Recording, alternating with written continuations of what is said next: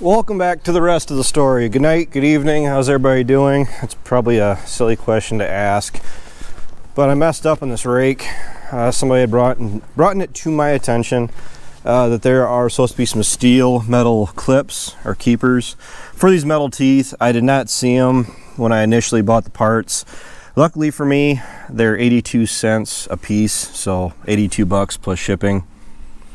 Whatever shipping is from out east really shouldn't be that bad. My biggest concern right now is when will I get them, if I can get them. So that is a slight concern I have, but it's not like I'm gonna be making hay here for another, what, 3 months, 2 months? June, ideally the 1st June, the end of May. But the problem is the weather's got to cooperate, and the weather did cooperate today a fair amount. It's not completely dry, but it's getting there, but it's still a little soft in some places.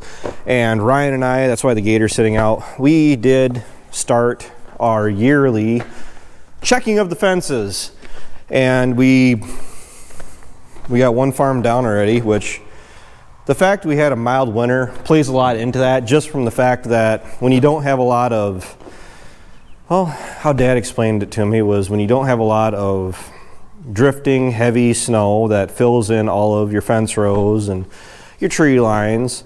And the problem is when it starts to melt, snow will actually get hard, and then as it melts and settles, it'll drag the fence and the tree limbs and everything else down with it. We didn't get that much snow this year. Maybe a foot. We plowed snow like 4 times, give or take. I think we only plowed my place twice. And the last time that I moved snow up at the home farm, it wasn't even a lot of snow. It was basically just slush. It was that wet, heavy, not very fun to play with stuff. And that was that. So I got done cleaning up some of the garbage. Spring cleaning has commenced. This is about an hour worth of work, but I wanted to at least make a pretty good start on it. What I need to do is pull all this stuff out, which we can get rid of some stuff as we go. We have a bunch of oil pails that are empty that need to be drained out, tops pulled off, and put in storage, because I like having, it's empty too, I like having extra feed pails around, just because we're paying for the bucket when we buy the oil. So just throwing them away is really, really wasteful, because I mean, what's better than throwing a bucket of grain to your cattle and keeping them tame? That's really what I'm thinking about doing to my cows right now. I might just throw a half bucket of corn to them, not to really do anything other than keep them tame, keep them quiet, turn them into a little bit of a pet, because I do like quiet cows that when they see a bucket, they will come running. Not necessarily running, but they do come and check up on, see what you're up to. The bumper hitch trailer was hooked up and gone. I was using that earlier. I'm actually going to take that down to my place and put it away inside, of course, but I want it out of the way just because it takes up a lot of space. And I think we're going to be grinding feed the next day or two. But the 4640 is done for the most part. It's got to get pulled out and do the air filters. We may be doing that in the next day or two, because they're calling for rain and snow. So which means that's why we went ahead and did the checking of the fences today, because it was nice out. We can get around with the gator, and if we're going to be stuck inside or in the shed for the next 2 days, I'd rather do as much as we can today outside before we're stuck in the machine shed. So the baler, I was going to go up home and grab that, but I ran out of time. But I want to get that baler up here, because the acid applicator, the hay preservative applicator, however you want to call it, is going to be going on the baler here before long here.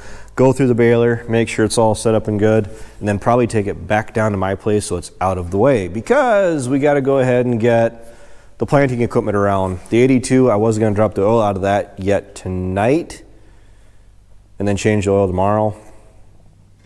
It's really no big deal. I can just change it all tomorrow. And No, I haven't tried starting the 4020 yet. It is plugged in, but it just got plugged in, so I'm not going to bother working on it now.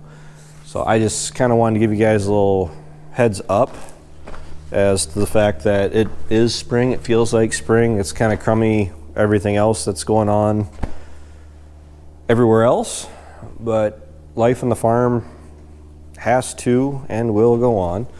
So granted, it's still earlier than we normally would do. It's the second or third week in March. We usually don't start checking fence until the last week of March, typically, and we are pretty well all out of snow. And I don't know when we're going to start doing tillage, but we were talking to our agronomist about potentially doing our fertilizer, spreading fertilizer while they have it, just because we paid for it. I mean, as soon as conditions are good enough to put it down, I'd rather just go ahead and do it. These clips, you know, still got all my parts here. Oh, I even got a, well, that's cool. I didn't know this is my first time looking through here, to be honest. So the clips, the steel rake tooth clip, 82 cents. That's all it is. I'm hoping that's all I need at this point, because when I bought the steel teeth, they were $1.40 in here. They were $1.30 something online. But between the steel teeth and the clips, they are still cheaper than the other teeth, which, where are they? So, and this is the hydraulic pump I'm planning on putting on when the time comes to upgrade. But yeah, I might have to thumb through here a little bit. The equipment cross section, or the part breakdown, would actually come really handy here. So yeah, spring teeth, OEM rubber rake teeth. Call for pricing. That's always discouraging. Where are we at here? 258 rubber rake teeth, 2 holes, price subject to change, $4.80. Ooh, those actually came down.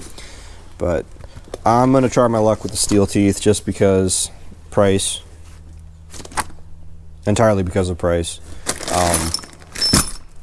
What's probably going to happen here, depending on how soon, if I can get the rake clips in, I may just go ahead, we'll pull the bars off, put the end bearings in, get those rebuilt. I haven't heard if I got the bars at home yet. I mean, they're sending them to my house instead of to the farm. But that rake's not going to be sitting there forever and ever. So, yeah. Active. We were pretty active earlier, and I'm just pretty well winding down for the day, and I really need to get home and see what the girls are up to. So, I guess we'll hopefully be seeing some shed repair videos tomorrow or the next day. I'm going to go through and rake out all of this corn fodder and debris and push it all outside the gator, the four-wheeler, because that has to get out of the way. I'll have back over here, and that rake is probably going to go back outside if we're not going to be getting too much more snow. Either that or back it in to this corn crib. Not really sure yet. That rake really is pretty convenient. It's basically just as long as our stock trailer and our flatbed. Back into the corn cribs, and it is out of the way, and it'll open up that much more room for us to work, because the corn planter's got to come out, and we're probably going to go ahead and change a bunch of chains out on that. I'm still tired. I'm pretty sure we walked a couple miles today, and it just reminds you that you're overweight and out of shape, and you should probably start exercising and get all that winter weight off of you. So with that, I'm actually going to close the door and head home. Thanks for watching. Thanks for tuning in. Take care. Take it easy. Keep in touch. Somebody's trying to get a hold of me. I will talk to you guys later.